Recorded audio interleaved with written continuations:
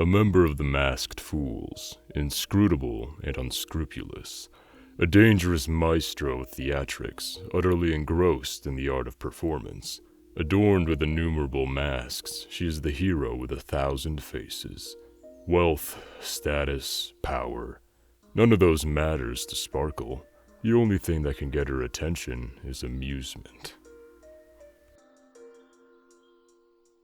The girl, an abandoned orphan, lived without knowledge of her origins or destination until she encountered a passing true.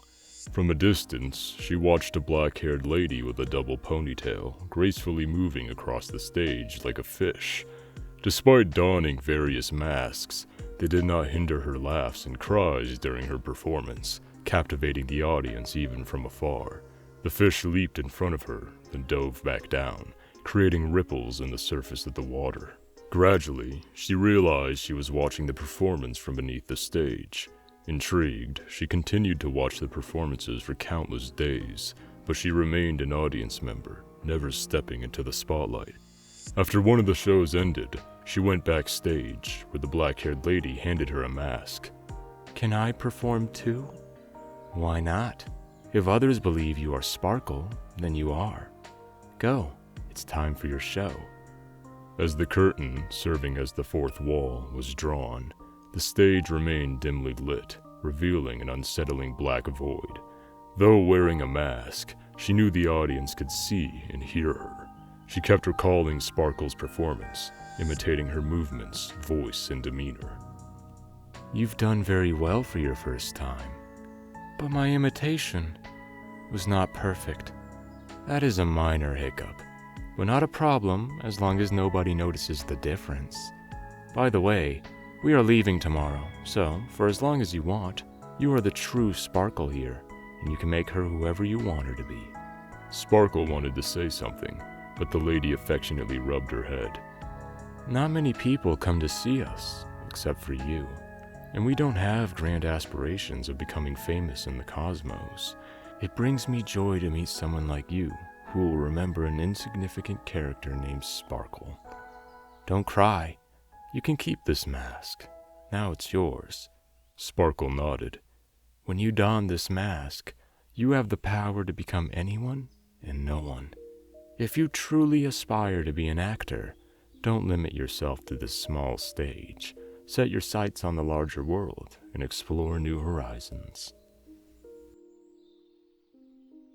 As the last descendant of the puppet clan, the girl lacked the freedom to choose. She was bound to live her life according to the dictates of the mask, as puppets were mere vessels for the masks.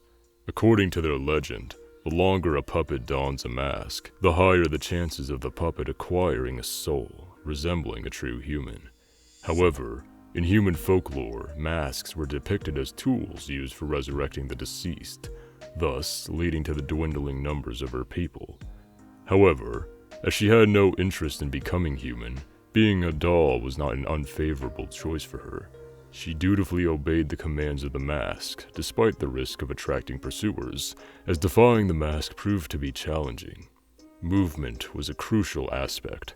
By the will of the mask, she needed to smile sweetly when happy, hold her forehead while crying, grit her teeth when angry, narrow her eyes when jealous, and make a scene when in despair.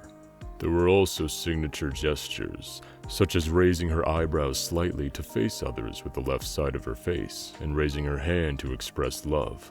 Although she had to lower it later, as slightly biting her lower lip was the way to convey her true desires. Voice was another aspect. Depending on the situation, her voice needed to be cheerful when happy, mellifluous when expressing lyrical emotions, calm and assertive when making statements, strained when harboring hatred, and sorrowful when filled with grief. Remarkably, she managed to sustain this way of life for years, seamlessly blending into her surroundings and even becoming a playwright. Nobody ever suspected that she wore a mask. However, she couldn't help but wonder if there existed another type of mask in the world. Perhaps someone wearing such a mask would laugh when seeking revenge, shed tears when smiling, remain silent when raging, and speak the most sarcastic remarks with the utmost calmness. Naturally, she couldn't do this due to the will of the mask. But as a playwright, making her characters on stage act like this was easy for her. One morning, the doorbell rang, but it wasn't her usual delivery person at the door. "Dear Miss Sparkle, I wonder if we could have a chat. We have read your latest work, and we're curious if you know anything about the mask." The faceless girl realized that she must be under some kind of curse. Why else couldn't she feel any stimuli? Her sense of pain, taste, and smell were all intact, yet she was unable to react to them. Naturally, she couldn't experience joy, anger, sadness, or a range of emotions. She could only strive to observe others' reactions in various situations to understand their feelings. How would you feel if you were drinking a cup of bitter tea? How would you drink it? Although tied to the chair and immobilized, the homeless man on the left made an appreciative gesture and nodded. The girl in the middle immediately cried and shook her head in denial, while the madam on the right wrinkled her nose in disgust. What if you were in an extremely cold hut with only this cup of tea at hand? Naturally, the man nodded. The girl cried for a while and then reluctantly accepted, while the lady still reacted in disgust. She continued to change her scenarios and ask questions day and night until her interviewees passed out. She would send them home and seek out new targets for her interviews. During that time, the town's inhabitants all had the same nightmare. They found themselves trapped in a place where a blurred-faced young girl politely asked them questions, and they had no choice but to answer. They could only provide responses repeatedly until the young girl meticulously recorded every detail on paper masks. One after another, whenever a mask was filled, it was replaced by another. This nightmare was soon replaced by another, as residents claimed to see paper masks flying through the air in the middle of the night. The masks would talk to each other, faintly glowing before eventually fading out, resembling sparklers in the night sky. They appeared every night, as if they were residents living in the shadow of the town. In a dark basement, a young lady remained unaware of this nightmare. She had gathered enough information about people's nuanced emotions and their perceptions of different things. To make more paper masks, she firmly believed that although she possessed no emotions, the masks she had created had flesh and blood. She even believed that one day, they would become real beings. There are a few versions that are particularly popular. When Sparkle arrived at Fool's Tavern, she admitted her deeds. Liking and believing are two different things, but people are more likely to believe in their favorite stories. Lies? Come on, I'm not trying to tell a grand story or fabricate an eye-catching experience. I'm wholeheartedly exercising my imagination for my own sake. I imagine various lives, seek excitement, and then recreate them as best I can, and pump the brakes on my imaginative balloon just a second before it bursts. Seriously, having a script is far from enough. First and foremost, I must wholeheartedly believe that the character I'm portraying truly exists. Then, I need to imagine the other stories where the character would appear. I always need extra information to make their motivation logical and emotional. And only then will I feel I can grasp the essence of the character without being influenced by others. After all, I might encounter other fools, and I won't know what they want until I know who they are. Sometimes you simply like the appearance of a character, and sometimes you just want to experience it for fun. I do that sometimes too. And of course, there are those who play solely for the sake of gain or to be regarded in that way, hoping for unimaginable wealth, status, or power. Anyway, what I'm trying to convey is that in such an environment, who but myself can guarantee that I won't stray from my intended path and become a character in someone else's story?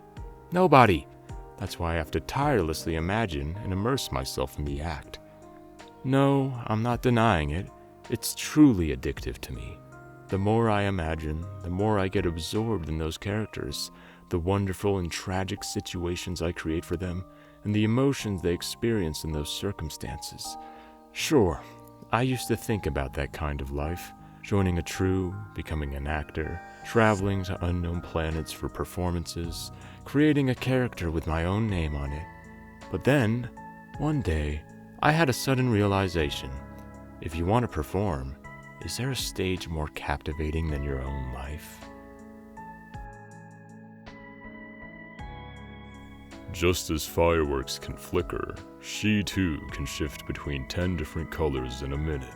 When the light show nears its end, she sits high above, regarding the bustling masses beneath her feet with boredom. Thoughts flow and vanish, and slyness circulates across myriad eyes like a dancing kaleidoscope. I've made my decision.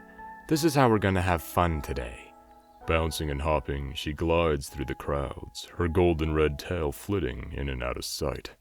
Keep up! The brightest fireworks are just about to begin. Who witnessed his death? Me! I spied it with my little eyes. Who took his blood? Me! I used my little saucer. Who dug his grave? Me! Using my chisel and shovel. The wise uses all techniques in their arsenal. The sovereign soothes their heart with power. The hero views themselves to be righteous, and the fool laughs ceaselessly. Now, let us welcome Miss Sparkle to bring us the performance of the year, Penacony's Night of Fright.